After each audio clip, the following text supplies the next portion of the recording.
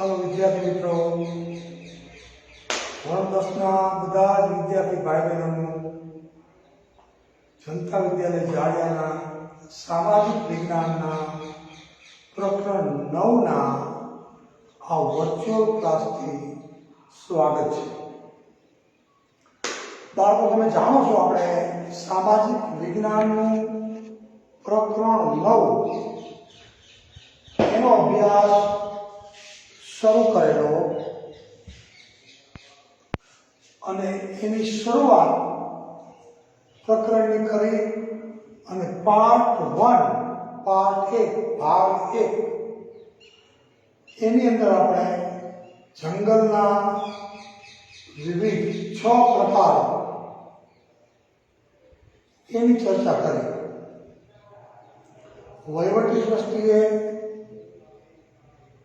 અને વ્યવસ્થાપન અને વહીવટી દ્રષ્ટિએ કયા કયા જંગલના 6 પ્રકાર પડે છે, અનામત જંગલ કોને કહેવાય, સામુદાયિક વન કોને કહેવાય, ખાનગી જંગલ કોને કહેવાય, આ બધી આપણે ચર્ચા કરી છે. 6 પ્રકારના જંગલની વિધિવત તમે જોઈ હશે. હવે એ જ પ્રકરણમાં પાઠ લાંબો હોય સામાજિકનો, એટલે આપણે 4 થી 5 ભાગમાં એ આખા પ્રકરણને વહેંચવું પડે. તમે ભાગવાઇઝ જોતા જાઓ એટલે આખું પ્રકરણ તમને સમજાઈ જાય. હવે આજે આપણે પાર્ટ 2 સામાજિક વિજ્ઞાન ધોરણ 10 પ્રકરણ 9 વન અને વન્યજીવ સંસાધન એમાં પહેલો વિભાગ છે. પાઠ 2 ભાગમાં વહેંચાયેલો હોય. પહેલો ભાગ છે એમાં વન એટલે કે જંગલની વાત આવે છે, વૃક્ષોના મહત્વની વાત આવે છે, પર્યાવરણની વાત છે, અને બીજા વિભાગમાં વન્ય જીવની વાત છે. બે સંસાધન છે, વન સંસાધન અને વન્ય જીવ સંસાધન. બંનેનું રક્ષણ કરવું એ આપણા માટે જરૂરી છે, આવશ્યક છે, અનિવાર્ય છે. હવે આજે આપણે પ્રકરણમાં બાળકો આગળ આવીએ છીએ. તમારે પાઠ્યપુસ્તક ખુલ્લું રાખવાનું છે. જ્યારે તમે પાઠ ભણી રહ્યા છો, પ્રકરણ 9 ભણી રહ્યા છો, ત્યારે તમારે તમારું પાઠ્યપુસ્તક ખુલ્લું રાખવાનું છે. કારણ કે બધા જ મુદ્દાઓ બ્લેકબોર્ડ પર લખવા જઈએ તો બહુ સમય લાગે. એટલે મુખ્ય મુદ્દાઓ ટપકાવો બ્લેકબોર્ડની ઉપર. પણ જો તમારા હાથમાં પાઠ્યપુસ્તક હોય તો મને સમજાવવાનું, કારણ કે મારી પાસે પાઠ્યપુસ્તક હોય અને ઘરે ઓનલાઈન તમે પાઠ્યપુસ્તક લઈને બેઠા હોય મારી સામે, તો માત્ર તમને મુદ્દો કહું એટલે તમારે મુદ્દો જોતો જવાનો હોય, અને હું કહું એટલા મુદ્દા હારે નોટ અને પેન લઈને પણ બેસવાનું. હું કહું એટલા મુદ્દા તમારે ટપકાવતા જવાના કે આની અંદર આટલા મુદ્દા ટપકાવવાના છે. એટલે પરીક્ષામાં આપણને પરીક્ષાની દ્રષ્ટિએ ઉપયોગી થાય. બરોબર? હવે આજના જે મુદ્દા આપણે ભણવાના છે એમાં સૌથી પહેલી ચર્ચા કરવાની છે, એમાં આ મુદ્દાની ચર્ચા કરવાની છે. નિર્વનીકરણ એટલે શું? હવે પછીનો મુદ્દો આવે છે નિર્વનીકરણ. અંગ્રેજીમાં એને કહેવાય ડિફોરેસ્ટેશન. અંગ્રેજીમાં શબ્દ છે ડિફોરેસ્ટેશન એટલે નિર્વનીકરણ. ડિફોરેસ્ટેશન કહેવાય અંગ્રેજીમાં એને. તો નિર્વનીકરણ એટલે શું? આવો પ્રશ્ન 1 માર્કનો આવે, ક્યારેક 2 માર્કમાં પૂછાય. જો 1 માર્કમાં પૂછાય તો તમે આનો જવાબ શું લખશો? નિર્વનીકરણ એટલે શું? સાવ સિમ્પલ જવાબ લખવો બાળકો. તમારે એક જ માર્કનો પ્રશ્ન હોય, એક જ ગુણ લેવાની વાત હોય, તો તમારે આનો જવાબ શું લખવાનો?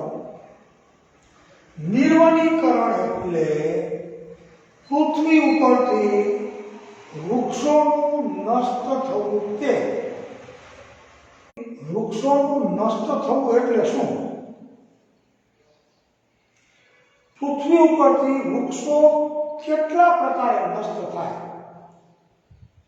શું કામ નષ્ટ થાય એ આપણે વિચારવું જોઈએ. નકરું ગોખી નાખવાનું નહીં બાળકો, થોડુંક આપણી બુદ્ધિથી પણ આપણે જવાબ લખવાનો પ્રયત્ન કરવાનો. કે બધી જ વસ્તુ પાઠ્યપુસ્તકમાં બેઠે બેઠી હોય એવી લખી નાખવી નહીં. આપણે હોશિયાર છોકરા હોય, હોશિયાર છીએ આપણે, તો નિર્વનીકરણના શબ્દને બરોબર આપણે સમજી ગયા કે નિર્વનીકરણનો સીધો અર્થ થાય એ વનીકરણનો વિરોધી છે.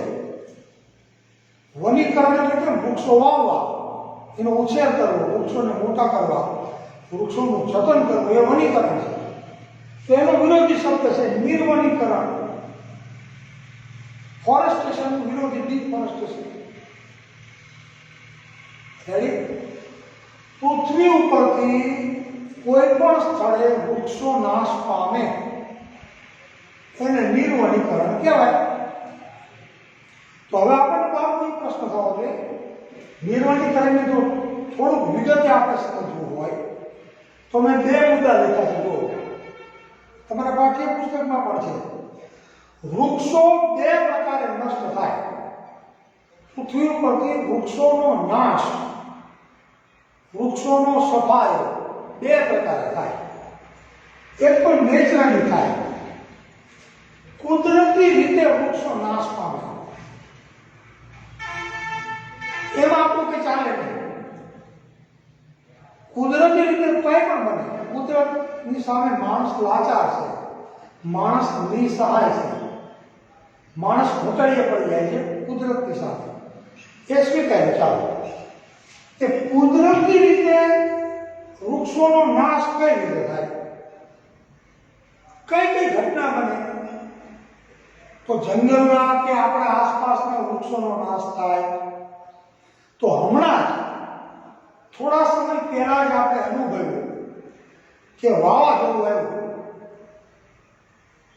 અને 220 અમુક સ્થળે 240, 250 ની ઝડપે પવન ફૂંકાણો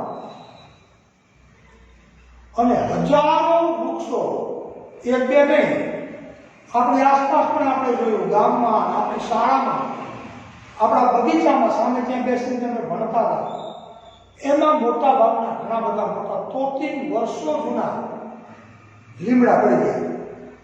એવું કેટલી શાળામાં, પ્રાથમિક શાળામાં એવું બન્યું, ગામના પાદરમાં મોટા મોટા વડલાઓ, મોટા મોટા ઝાડ ઉભા હતા, જ્યાં તીવ્ર અસર હતી ત્યાં વૃક્ષો બહુ પડ્યા અને પક્ષીઓ પણ એટલા પડ્યા.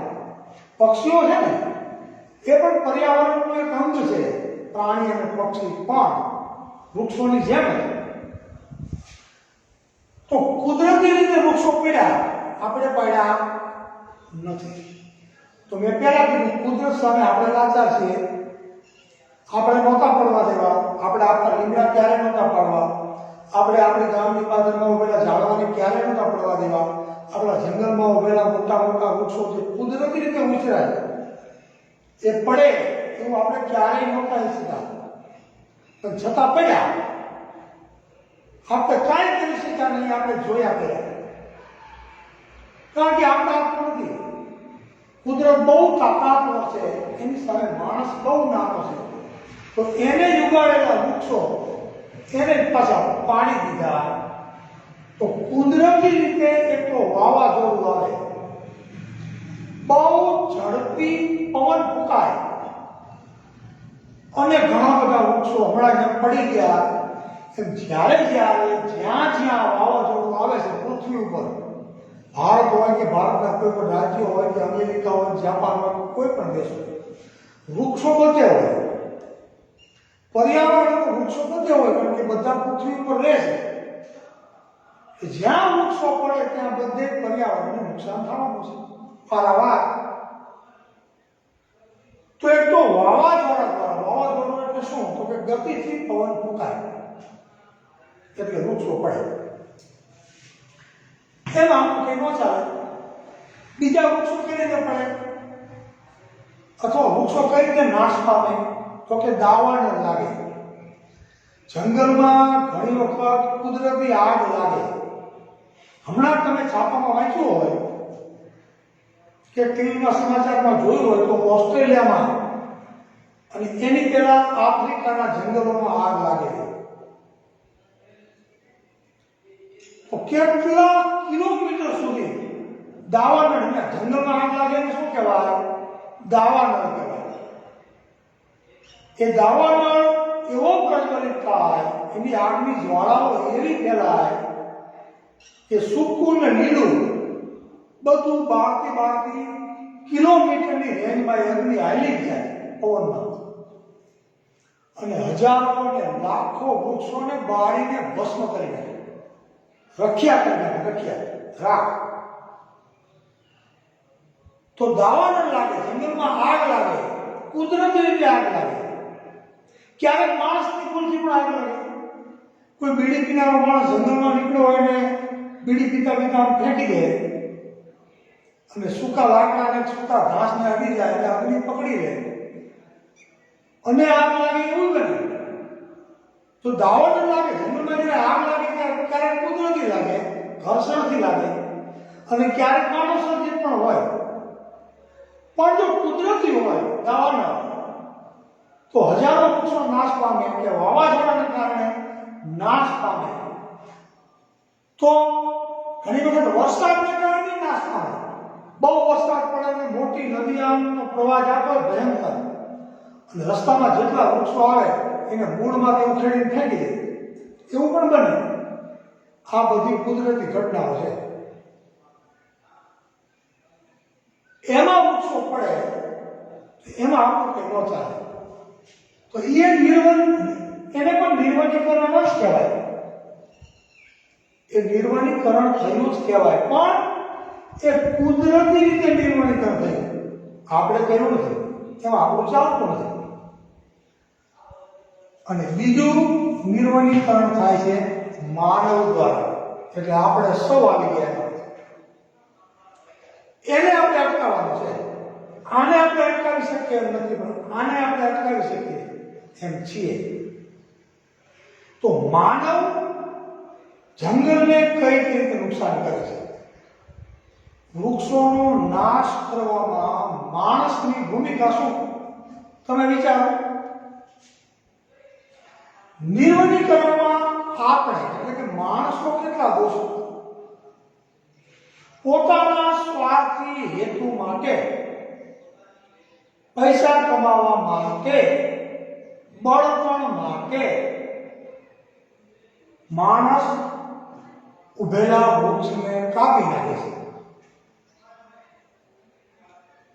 ભલે કાયદા છે સરકારના, જંગલ વિભાગ છે, છતાં પણ છાનામાના ચોરી છુપીથી ઘણા બધા વૃક્ષો કપાય છે. હકીકત છે, આપણે બધા જાણીએ છીએ. બધા માણસો એવું નથી કરતા, પણ ઘણા માણસો ચોરી છુપીથી આવું કરે છે, વૃક્ષો કાપે છે, ધરતીને બોળી કરે છે. એક માણસ પોતાના સ્વાર્થી હેતુ માટે, દાખલા તરીકે ચંદન જેવું લાકડું હોય કે સાગ જેવું લાકડું હોય, એ લાકડું કિંમતી ગણાય છે, એમાંથી ખૂબ રકમ ઉતરે છે, એ જંગલોમાં ઉતરે છે, અને જંગલોની અંદરથી આવું લાકડું છાનું ચોરી છુપીથી કપાય છે અને છાનું વેચાય છે, એમાંથી કમાણી કરાય છે. આવું આપણે છાપામાં વાંચીએ છીએ, આપણે આવું ટીવીમાં જોઈએ છીએ. વૃક્ષો કપાય છે માણસ દ્વારા. તો એ નિર્વનીકરણનો એક ભાગ છે. બીજું, વિકાસના નામે વિનાશ થાય છે. ઉદ્યોગ સ્થાપકો છે અને વૃક્ષો આડા આવે છે. કોઈ માણસ જમીન રાખે છે, મોટો વિસ્તાર રાખે છે, ત્યાં એને ઉદ્યોગની સ્થાપના કરવી છે, ત્યાં તેને ફેક્ટરી કરવી છે મોટી, અને વૃક્ષો નડે છે બાંધકામમાં, એટલે વૃક્ષોને કાપી નાખે. મોટો હાઈવે પસાર થાય છે, અથવા રેલવેના પાટા પસાર કરવાના છે, અથવા તો વીજળીની લાઈન પસાર કરવાની છે, તો એ વિકાસ છે ને. વધુ રોડ રસ્તા બનાવવા, રેલવે લાઈનનો વિસ્તાર કરવો, વીજળીના પોલ અલગ અલગ જગ્યાએ વીજળી પહોંચાડવા માટે ઊભા કરવા, એના માટે રસ્તામાં આવતા વૃક્ષોને કાપી નાખવામાં આવે છે. કરવો છે વિકાસ, પણ વૃક્ષોને કાપવા એટલે વિનાશ થાય છે. આપણે વિકાસના નામે વિનાશ તરફ ચાલ્યા જઈએ છીએ. તો એના માટે શું કરવું જોઈએ એ આપણે સમજવાનું છે. આગળના મુદ્દામાં સમજશું આપણે.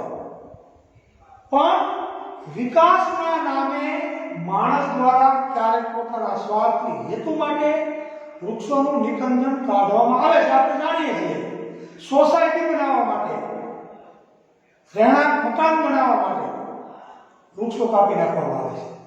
અલગ અલગ હેતુ માટે માણસ વૃક્ષોને કાપે છે. ક્યારેક સરકારી યોજનાઓ તહત પણ વૃક્ષો કાપવાની ફરજ પડે છે. રોડ બનવા જોઈએ, વિકાસ પણ થવો જોઈએ. આપણે એમ નથી કહેતા વિકાસ અટકી જવો જોઈએ, પણ દાખલા તરીકે એક રસ્તો પસાર થાય છે, એક મોટો હાઈવે પસાર થાય છે, વૃક્ષોને કાપવા પડે છે, કાપવાની ફરજ પડે છે, રસ્તામાં આડા આવે છે, તો વૃક્ષો કાપવા પડે. પણ પાછા જેટલા વૃક્ષો કપાણા છે એટલા જ વૃક્ષો બીજી કોઈ જગ્યાએ રોપી દેવામાં આવે અને જતન કરીને એનો ઉછેર કરી દેવામાં આવે તો ચાલે.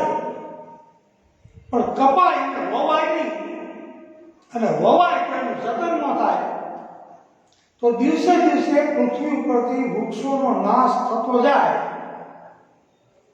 તો શું થાય? તો પૃથ્વીનું શું થાય? તો આપણું શું થાય? તો વન્ય જીવોનું શું થાય? એની ચર્ચા આપણે બીજા મુદ્દામાં કરવાની છે. એટલે કે આમાં આપણે આટલું સમજ્યા, નિર્વનીકરણ એટલે શું? એ કુદરતી રીતે કઈ રીતે થાય, માનવ દ્વારા કઈ રીતે થાય. હવે બીજો મુદ્દો, ત્યાર પછીનો મુદ્દો કે ભાઈ નિર્વનીકરણ થાય છે, કુદરતી રીતે પણ થાય છે, માનવ દ્વારા પણ થાય છે. હવે એની અસરો શું થાય? વૃક્ષો કપાય, વૃક્ષોનો નાશ થાય પૃથ્વી ઉપરથી, તો આપણી ઉપર, પશુ પક્ષી ઉપર, પર્યાવરણ ઉપર એની શું અસર થાય તમને ખબર જ છે. આવો આ જો અગત્યનો પ્રશ્ન છે બાળકો. આ પ્રશ્ન પણ પૂછાયો છે. આ પ્રશ્ન પણ 3 ગુણમાં પૂછાયો છે, એટલે આ બરોબર તૈયાર કરી લેજો. નિર્વનીકરણ એટલે શું? નિર્વનીકરણની અસરો જણાવો. હવે આપણે એને સમજીએ. નિર્વનીકરણ પૃથ્વી ઉપરથી જેમ જેમ વૃક્ષો નાશ પામે તો સૌથી પહેલી અસર કઈ થાય? તાપમાનમાં વૃદ્ધિ. પૃથ્વીનું તાપમાન વધે. અત્યારે વધી રહી છે ને, ઉનાળો આવે મે મહિનો ત્યાં તમે જોજો પૃથ્વીનું તાપમાન ક્યાં જાય છે? પૃથ્વીનું તાપમાન 50 વધી જાય છે.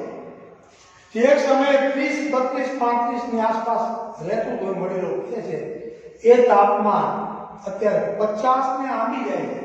રાજસ્થાનના અમુક ભાગમાં મેં વાંચ્યું છે 55 થી 56 ડિગ્રી તાપમાન હોય છે. જો નિર્વનીકરણ અટકાવવામાં નહીં આવે, વૃક્ષો વાવી અને જતન કરીને ઉગાડવામાં નહીં આવે તો આ તાપમાનમાં જે વૃદ્ધિ થઈ રહી છે એ દિવસે દિવસે વધતી જવાની છે. અને તાપમાનમાં જે વૃદ્ધિ થાય, અંગ્રેજીમાં બીજો શબ્દ વાપર્યો છે બાળકો, આ શબ્દ ગ્રીન હાઉસ ઇફેક્ટ. આવો પ્રશ્ન એક માર્કમાં આવે કે ગ્રીન હાઉસ ઇફેક્ટ એટલે શું? ગ્રીન હાઉસ ઇફેક્ટ એટલે પૃથ્વીના તાપમાનમાં વૃદ્ધિ થાય અને પૃથ્વીનું તાપમાન વધે એટલે કાર્બન ડાયોક્સાઇડ વાતાવરણમાં વધે, કાર્બન મોનોક્સાઇડ આપણે ઝેરી વાયુ છે, કાર્બન મોનોક્સાઇડ એમાં વૃદ્ધિ થાય, પછી ક્લોરોફ્લોરો, આ બધી વસ્તુ આ બધા છે ને, કાર્બન ડાયોક્સાઇડ, મોનોક્સાઇડ, ક્લોરો આ બધા હવાની અંદર આ તત્વો ઝેરી તત્વો એની વૃદ્ધિ થાય છે તાપમાન વધવાની સાથે. એને કહેવાય ગ્રીન હાઉસ ઇફેક્ટ. હવે મને કહો, તાપમાનમાં વૃદ્ધિ થાય, પૃથ્વીનું તાપમાન ઊંચું જાય, એની અસર શું થાય અથવા ભવિષ્યમાં શું થઈ શકે તમે વિચારો. તો પહેલા શું થાય? વરસાદની અનિયમિતતા. વૃક્ષો જ વરસાદ લાવે. વૃક્ષો વાવો, વરસાદ લાવો, એવું આપણે બોલીએ છીએ. જળ એ જીવન એ આપણે જાણીએ છીએ. તો વૃક્ષો કપાય તો વરસાદ નિયમિત રીતે ન આવે. આપણે ચોમાસું આવે વરસાદની રાહ જોઈને બેઠા રહીએ. એક જગ્યાએ વરસાદ પડે, એક જગ્યાએ કોરું હોય, બે જગ્યાએ દુષ્કાળ હોય. સિઝનલ વરસાદ કહેવાય, સાર્વત્રિક વરસાદ કહેવાય. આખી પૃથ્વી ઉપર જ્યાં નજર કરો ત્યાં પાણી થઈ જાય એવો વરસાદ ન થાય. ચોમાસું અનિયમિત થઈ જાય અને વરસાદી પાણી ન પડે તો ડેમ ભરાય, નદી વહે, તો પીવાના પાણીની કેવી અસર થાય છે ને? આપણને પાણી મળે છે આપણા વિસ્તારમાં, પણ કેટલાય વિસ્તારો એવા છે ઉનાળામાં પીવાના પાણી માટે તળવળે છે અને બેડા યુદ્ધ થાય છે. ભવિષ્યમાં આપણે નહીં જાગીએ, નિર્વણીકરણ નહીં અટકાવીએ અને વૃક્ષોનો નાશ આમને આમ થતો રહેશે તો પીવાના પાણીની ભવિષ્યમાં તીવ્ર અછત સર્જાવાની. પીવાના પાણી માટે બેડા યુદ્ધ ને યુદ્ધ થવાનું. એવી પરિસ્થિતિ એક સમય આવશે. જો માણસ નહીં જાગે તો આમાં હું તમે નહીં, આખા વિશ્વને જાગવાની વાત છે. અને જો વધારે વૃક્ષો વાવશું, વનીકરણ કરશું, તો પૃથ્વીનું તાપમાન ઘટશે. પૃથ્વીનું તાપમાન નીચું આવશે તો વરસાદ નિયમિત થશે, ખેતી નિયમિત ચાલશે અને પીવાનું પાણી, કારણ કે વરસાદ નિયમિત આવશે તો પીવાનું પાણી, ખેતીનું પાણી નિયમિતપણે પશુ પક્ષીને, લોકોને બધાને મળશે. પાણીની જરૂરિયાત માત્ર માણસને છે એવું નથી. પક્ષી અને પ્રાણીઓ પણ પાણી વગર મરી જાય. જંગલમાં રખડતા રાની પશુઓને પાણીની વ્યવસ્થા ન મળે તો તરસા મરી જાય પશુઓ. એટલા માટે આપણે કહીએ છીએ કે જળ એ જીવન. તો નિર્વણીકરણની માઠી અસરો કઈ થાય કે તાપમાનમાં વૃદ્ધિ થાય. એક મુદ્દો યાદ રાખવાનો, ગ્રીન હાઉસ ઇફેક્ટમાં વૃદ્ધિ થાય એટલે carbon dioxide, carbon monoxide, chlorofluoro આ બધા વાયુઓ એની વૃદ્ધિ થાય. વરસાદની અનિયમિતતા વધી જાય. પીવાના કે ખેતી લાયક જળની અછત ઊભી થાય. બીજું, પ્રાણી અને પક્ષીઓ જંગલ આછા થઈ જાય. હજી આમાં એક મુદ્દો ઉમેરવાનો કે જંગલમાં વૃક્ષો કપાય તો જંગલ આછા થાય કે નહીં? અને જંગલ આછા થાય તો જે રાની પશુઓ છે, શિકારી પશુઓ છે, સિંહ છે, દીપડા છે, વાઘ છે, એને શિકાર માટે શું કરવાનું? કારણ કે હરણા એને જોઈ જાય. એને રાની પશુઓને છુપાવવાની પણ જગ્યા ન મળે. રાની પશુ હોય ને છુપાઈને શિકાર કરે. સામે હરણનું ટોળું ચડતું હોય તો વાઘ કે સિંહ મોટા ઝાડવા, ઘાટા ઝાડો એની પાછળ સંતાય અને અચાનક એટેક કરી અને એનો શિકાર, એનો ખોરાક મેળવે. પણ જંગલ ખુલ્લું થઈ ગયું હોય તો એને છુપાવવાનો ક્યાંય જગ્યા ન મળે. એટલે હરણા કે બીજા પ્રાણીઓ એમને મારવા ન આવે, એટલે ભાગી જાય. અને ઘણી વખત રાની પશુઓ ભૂખ્યા બની જાય છે અને માનવ વસ્તીમાં ઘૂસી જાય છે. આપણે ઘણા એવા વિડીયો જોઈ છે કે ગામની અંદર સિંહ ગરી જાય છે, સિંહ આપણા ઘરમાં ઘૂસી જાય છે. ભરવાડના વાળા હોય ગામમાં, અહીંયા સુધી રાની પશુઓ આવી જાય છે શિકારની શોધમાં. કારણ કે જંગલમાં જંગલ આછા થઈ ગયા, વૃક્ષો કપાણા, એને કારણે શિકાર નથી મળતો અને માનવ વસ્તી તરફ ધસી આવે. અને જે તૃણાહારી પ્રાણીઓ છે એને ખોરાક નથી મળતો, પક્ષીઓને આશરો મળતો બંધ થાય છે. આ પણ નિર્વલીકરણની અસરોમાં જ આવે. અને એ સિવાય સૌથી મોટી અસર તો બાળકો આપણા વાળ હોય ને આપણી શોભા છે, એમ જે વૃક્ષો છે ને એ જ ધરતીની સાચી શોભા છે. વૃક્ષો થકી ધરતી શોભે છે, ધરતી રળિયામણી છે કે નહીં? એ વૃક્ષોને જો કાપી નાખવામાં આવે અને પૃથ્વી જો ઓછા વૃક્ષો વાળી બની જાય તો પૃથ્વી કેવી લાગે છે? તો વેરાન લાગે છે. પૃથ્વીની શોભા છે એ ઝાડ છે, ઝાડને કાપી નાખીએ એટલે આપણે વાળ કાપવા બરોબર છે. માણસ ગમે એટલો દેખાવડો પણ વાળ ઉતારી નાખે તો પછી એમાં સુંદરતા રહે? એમ ધરતીની શોભા વૃક્ષો છે, એવા વૃક્ષોને માણસ કાપે છે તો ધરતી પોતાની ગરિમા, પોતાની શોભા ગુમાવે છે, પોતાનો શણગાર ગુમાવે છે. આ પણ તમે આમાં લખી શકો. આ બધી નિર્વલીકરણની અસરો છે. ભવિષ્યમાં હજી તમે ઉમેરીશું, ભવિષ્યમાં જો નિર્વલીકરણ આમને આમ રહેશે, આમને આમ વૃક્ષો નાશ પામતા રહેશે, નવા વૃક્ષો નહીં વવાય, જાગૃતિ લોકોમાં નહીં આવે તો શું થશે? પૃથ્વીનો વિનાશ થશે. એમ જાણકારો કહે છે, એમ પર્યાવરણવિદો કહે છે, હું ખાલી નથી કહેતો. તાપમાનમાં વૃદ્ધિ થવી એના માટે અંગ્રેજીમાં એક બીજો શબ્દ છે. કયો શબ્દ છે બાળકો ખબર છે?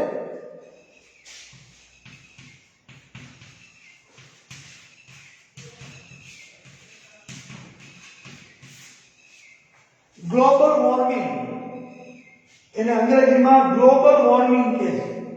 અને તાપમાનમાં વૃદ્ધિ થાય એટલે સૌથી મોટી અસર થાય કે બાળકો ખબર છે? જાણકારો એમ કહે છે કે હિમાલયની જે ગ્લેશિયર હોય ને, મોટી મોટી ગિરિમાળાઓ, એ વધારે પડતા પૃથ્વીના તાપમાનને કારણે ગ્લોબલ વોર્મિંગ છે. શું? તો કે ઉપર જે પડ હોય છે જેમાંથી સૂર્યના કિરણો ગળાઈને આવે છે, ઓઝોન, એ પડ તૂટતું જાય છે અને સૂર્યના કિરણો સીધા પૃથ્વી ઉપર આવે છે એટલે તાપમાનમાં વૃદ્ધિ થાય. બરોબર? અને એને કારણે હિમાલયની જે ગ્લેશિયર છે મોટી મોટી કિલોમીટરમાં, એ પીગળે છે અત્યારે, અને પીગળી અને સમુદ્રમાં જાય છે. અને સમુદ્રનું જે સ્તર છે એ પણ ઊંચું આવતું જાય છે. તો ભવિષ્યમાં સમુદ્રનું પાણી છે એ પૃથ્વીને અસર કરે કે ડૂબાડે, એવી માઠી અસરો પૃથ્વી ઉપર નિર્વલીકરણને કારણે થઈ શકે. તો બે મુદ્દા. નિર્વલીકરણ એટલે શું? કુદરતી અને માનવ દ્વારા કઈ રીતે થાય છે, એની અસરો માણસને, પશુને કઈ રીતે થાય છે, એની કઈ કઈ અસરો પૃથ્વી ઉપર થાય છે. આટલી અસરો તમે યાદ રાખો અને પરીક્ષામાં લખી નાખો એટલે તમારો કોઈ એક પૂર્ણ કાપે નહીં. ઓકે? હવે આપણે આગળ ચાલીએ છીએ બાળકો નવા મુદ્દા તરફ. ફટાફટ 3 મુદ્દા આજે આપણે લેવા છે. હવે તમે પાઠ્યપુસ્તકનું પાનું ફેરવો, તમારું પુસ્તક છે એનું પાનું ફેરવો, એની અંદર તમે મુદ્દો જો કયો મુદ્દો આવે છે એ જરાક તમે જોઈ લો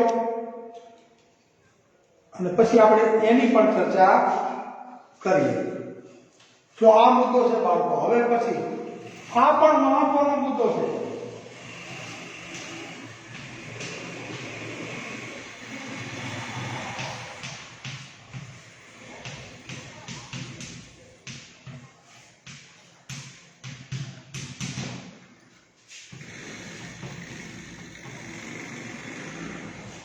વન સંરક્ષણ અંગેના ઉપાયો, એટલે કે વનને બચાવવા અંગેના ઉપાયો. ટૂંકમાં તમારે સમજવું, જંગલને, વનને, વૃક્ષોને બચાવવા પડે છે. તો એને બચાવવા માટે શું કરવું જોઈએ, કયા એના માટેના ઉપાયો છે, તમે પાઠ્યપુસ્તકમાં જોતા જાઓ અને તમારી નોટમાં તમે એક એક મુદ્દો નોંધતા જાઓ. પૂછાય તો 4 ગુણનો પૂછાય અથવા 3 ગુણનો પૂછાય તો તમારે વિસ્તારથી આમાં મુદ્દા જાજા આપ્યા છે, કમસે કમ 7 થી 8 મુદ્દા લખવા પડે. તો આપણે એક એક મુદ્દો ટૂંકમાં નોંધતા જઈએ. વન સંરક્ષણના ઉપાયોમાં પહેલો મુદ્દો, લાકડાના વિકલ્પે વાપરી શકાય તેવી સામગ્રી માટે સંશોધનો હાથ ધરવા. તેથી લાકડાનો વપરાશ ઘટતા વનો બચશે. જ્યાં જરૂરિયાત કે વિકાસ માટે નિર્માણ કાર્ય કરતા જે વૃક્ષો અનિવાર્યપણે કાપવા પડે તેની જગ્યાએ નવા એ જ પ્રજાતિના વૃક્ષો વાવવા જોઈએ. અપરિપક્વ વૃક્ષોના કાપવા પર સંપૂર્ણ પ્રતિબંધ મૂકવો જોઈએ સરકારે. તો પહેલી વસ્તુ કઈ કીધી, એક શું લખવાનું, લાકડાનો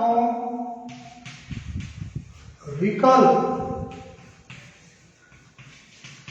શોધાવવો જોઈએ.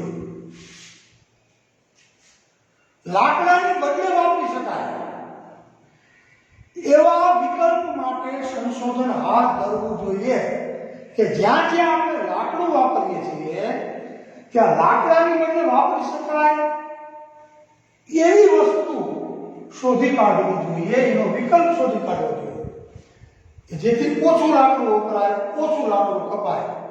એક આ ઉપાય વન સંરક્ષણ માટે, વનને બચાવવા માટે. એમાં શું કહે છે કે લાકડાનો વપરાશ ઘટે જો આવો વિકલ્પ શોધી કાઢવામાં આવે તો લાકડાનો ઉપયોગ ઘટે. એટલે શું થાય કે જ્યાં જરૂરિયાત, જે આગળ કહે છે કે જ્યાં ખરેખર જરૂરિયાત હોય અને વિકાસ માટે કે નિર્માણ કાર્ય નવું કરવું હોય એના માટે એમ લાગે કે ઝાડવા કાપવા જ પડે એમ છે તો કાપવા, વિકાસ એ જરૂરી છે. તો એમ કે વિકાસ માટે કોઈ જગ્યાએ તમારે રસ્તો બનાવવો છે, હાઈવે બનાવવો છે અને એમ લાગે કે અહીંથી હાઈવે પસાર કરવામાં રસ્તામાં ઘણા બધા વૃક્ષો નડે એમ છે તો એવા વૃક્ષોને કાપવા પડે, અનિવાર્ય હોય તો કાપવા. પણ જે પ્રકારના વૃક્ષો કાપ્યા હોય, લીમડો કાપ્યો હોય તો લીમડો, વડલો કાપ્યો હોય તો વડલો, પીપળો કાપ્યો હોય તો પીપળો, જે પ્રકારના, જે પ્રજાતિના વૃક્ષો આડા આવ્યા હોય મોટા કોટી વર્ષો જૂના અને એને કાપવાની ફરજ પડી હોય વિકાસ માટે તો અન્ય જગ્યાએ એ જ પ્રજાતિના વૃક્ષો પાછા માણસે વાવી દેવા જોઈએ જેથી એક જગ્યાએથી નાશ થાય તો બીજી જગ્યાએ વૃક્ષો ઉગી જાય. આવું થવું જોઈએ. અને અપરિપક્વ નાના નાના જે ઝાડ હોય એ પરિપક્વ ન થયા હોય એવા વૃક્ષોનો નાશ કરવો જોઈએ નહીં, એને મોટા થવા દેવા જોઈએ. અને એના માટે સરકારે પ્રતિબંધ મૂકવો જોઈએ કે નાનું વૃક્ષ કાપે જે માણસ એને કડકમાં કડક સજા કરવી જોઈએ તો વન સંરક્ષણ થાય. એક. નંબર 2, જે ઉદ્યોગો જંગલોમાંથી કાચો માલ મેળવે છે તેને ભવિષ્યની જરૂરિયાત સંદર્ભે વનીકરણ માટે ફરજ પાડવી જોઈએ. હવે મુદ્દો લખવાનો, ઉદ્યોગોને વનીકરણ માટે ફરજ પાડવી. ઘણા એવા ઉદ્યોગો છે કાચા માલ તરીકે લાકડું જોતું હોય એને વૃક્ષો કાપવા પડે તો એવા ઉદ્યોગો જે છે એ વૃક્ષો કાપે લાકડું લઈ જાય એવા ઉદ્યોગોને ફરજ પાડવી જોઈએ સરકારે નિયમ બનાવીને કે તમે જેટલું લાકડું વાપરો છો એટલા વૃક્ષો પાછા ધરતી ઉપર વાવો અને રેકર્ડ ઉપર સરકારને બતાવો, એનું જતન કરીને મોટા કરો. આવી સરકારે ફરજ પાડવી જોઈએ. આ બીજો ઉપાય વન સંરક્ષણનો. પછી આગળ ઇકો ટુરિઝમના વિકાસના નામે જંગલની સ્થિતિ ન જોખમાય તે માટે કડક હાથે નિયમન કરવું જોઈએ સરકારે. ઇકો ટુરિઝમ એટલે આપણે પ્રવાસન સ્થળો જે હોય છે, ફરવાના સ્થળો, ત્યાં માણસો બહુ એકત્ર થાય છે અને વૃક્ષોને હાનિ પહોંચાડે છે, વૃક્ષોને કાપે છે. તો એ વિકાસના નામે કે પ્રવાસન સ્થળને વિકસાવવાના નામે પર્યાવરણને કે જંગલને નુકસાન થતું હોય તો સરકારે એની જાળવણી કરવાની જવાબદારી છે અને એવા લોકો કે જે વનને નુકસાન કરે છે એની સામે કડક હાથે કામ લેવું જોઈએ, એવા માણસોને સજા કરવાની જોગવાઈ સરકારે કરવી જોઈએ. આ ત્રીજો ઉપાય. એવા લોકોને રોકવા જોઈએ, કાયદો કડક બનાવીને, તો વૃક્ષોને નુકસાન થતું અટકે. આગળ સ્થાનિક લોકોમાં આ અંગે વ્યાપક જનજાગૃતિ કાર્યક્રમોનું આયોજન કરવું જોઈએ. જનજાગૃતિનું આયોજન, આમ તમે લખી શકો, જનજાગૃતિનું આયોજન. એમાં શું આવે? નાટક, ગીતો, વક્તૃત્વ, નિબંધ વગેરે. શાળા અને કોલેજોમાં નાટકનું આયોજન કરવું જોઈએ, શેરી નાટકોનું આયોજન કરવું જોઈએ, ગીતોનું આયોજન કરવું જોઈએ, વક્તૃત્વ સ્પર્ધા, નિબંધ સ્પર્ધા. આ દ્વારા જનજાગૃતિ, લોકોની અંદર જાગૃતિ આવે કે ઝાડ ન કપાય, ઝાડ વવાય, એવા પ્રકારની જાગૃતિ કરે. એના માટે આપણે પર્યાવરણ દિનની ઉજવણી કરીએ છીએ 5મી જૂને. તો એનું પણ આ જ કારણ છે, આવા દિવસોની ઉજવણી કરવી જોઈએ સરકારે ખાસ. આ પણ વન સંરક્ષણ માટેનો એક મહત્વનો ઉપાય છે. શાળા કોલેજોમાં જે પાઠ્યપુસ્તકો ભણાવાય છે, અમારા હાથમાં પાઠ્યપુસ્તક છે, આમાં જો તમને હું ભણાવું ને, તો આવા દરેક ધોરણના પાઠ્યપુસ્તકમાં, એના અભ્યાસક્રમમાં પર્યાવરણ બચાવવા માટે કે વૃક્ષોનું જતન કરવા માટેના ખાસ પાઠ અભ્યાસક્રમમાં રાખવા જોઈએ. એટલે આવતીકાલના નાગરિક એટલે કે તમે બાળકો એમાંથી પ્રેરણા મેળવો. એ પણ વન સંરક્ષણનું જ કામ છે, એનો ઉપાય છે. બરોબર? ત્યાર પછી આગળ ઘાસચારા અને બળતણ માટેની જરૂરિયાત માટે સામાજિક વનીકરણ અને કૃષિ વનીકરણ આયોજનબદ્ધ પ્રોત્સાહક પગલાં ભરી સઘનપણે વિસ્તારવા જોઈએ. અહીંયા બે શબ્દો વાપર્યા છે. એક સામાજિક અને બીજું કેવું છે? કૃષિ.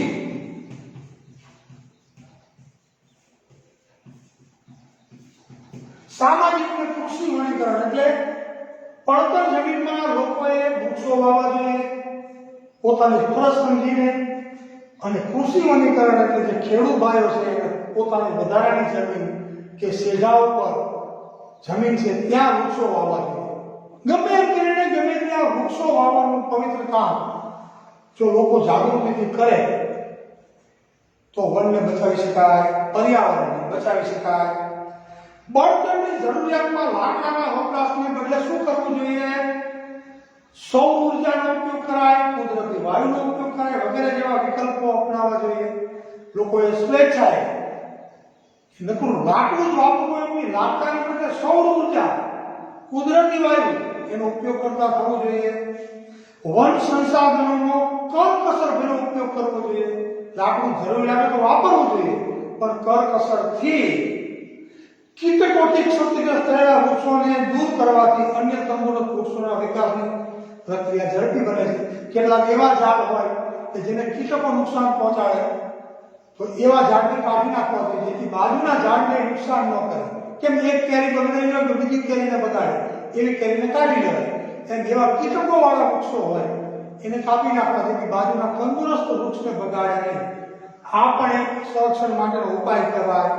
આનું એક અલાયદું તંત્ર સરકારે બનાવવું જોઈએ જે પર્યાવરણ અને વન સંરક્ષણનું ખાસ કામ કરે. એવા એક તંત્રનું નિર્માણ સરકારે કરવું જોઈએ, એવું એક તંત્ર ઊભું કરવું જોઈએ. અને જંગલ ક્ષેત્રમાં આવેલા ધાર્મિક જે આસ્થા કેન્દ્રો છે, જંગલના ઘણા મંદિરો આવેલા હોય ને, અહીંયા ઘણી વખત મેળા ભરાય, ભંડારા થાય, પરિક્રમા યોજાય છે, આપણે જાણીએ છીએ ગિરનારમાં. એવા સમયે જે પરિવહનની સુવિધા ત્યાં વધે છે અને પ્રવાસ સુગમ બને છે, એટલે હજારો યાત્રિકો ત્યાં મંદિરે અને પરિક્રમામાં પહોંચે છે, આપણને ખબર છે. એવા સમયે થતો કચરાનો યોગ્ય નિકાલ ન થવાથી જંગલ દૂષિત થાય છે. હજારો લોકો આવે અને જ્યાં ત્યાં ગમે તેમ કચરો ફેંકીને જતા રહે છે અને જંગલને દૂષિત કરે છે, પર્યાવરણને દૂષિત કરે છે, નદીને દૂષિત કરે છે. એને અટકાવવું જોઈએ. પરિક્રમા થાય એને વાંધો નહીં, ધાર્મિક સ્થળે લોકો દર્શનાર્થે આવે એને વાંધો નહીં, પણ કચરો જ્યાં ત્યાં ન ફેંકે એના માટેની વ્યવસ્થા પણ થવી જોઈએ. તો સરવાળે એ વન સંરક્ષણનો ઉપાય ગણાશે. અને છેલ્લો ઉપાય, પશુ ચરાણ માટે અલાયદા વિસ્તારો રાખવા જોઈએ. ગમે ત્યાં જંગલમાં પશુ ચરાણની છૂટ આપવી જોઈએ નહીં. એના માટે સરકારે અલાયદા વિસ્તારો રાખવા જોઈએ, ગોચર ઉભા કરવા જોઈએ કે જ્યાં માલધારક પશુઓને ચરાવી શકે, જંગલમાં નહીં. આ બધા વન સંરક્ષણના મહત્વના ઉપાયો છે બાળકો. આ તમે શાંતિથી વાંચી લેજો. આ પ્રશ્ન મોટો પ્રશ્ન છે, લાંબો પ્રશ્ન છે. શાંતિથી તૈયાર કરી લેજો. હું જેટલું ચલાવું એટલું પાકું કરતા જાય. અહીંયા અટકું છું. આવતીકાલના પાઠ 3 ની અંદર હવે આપણે વૈવિધ્ય સભર વન્ય જીવન તરફ વળશું. ત્યાં સુધી આજના પાઠમાં મને રજા આપશો. તમે મેરા નમસ્કાર.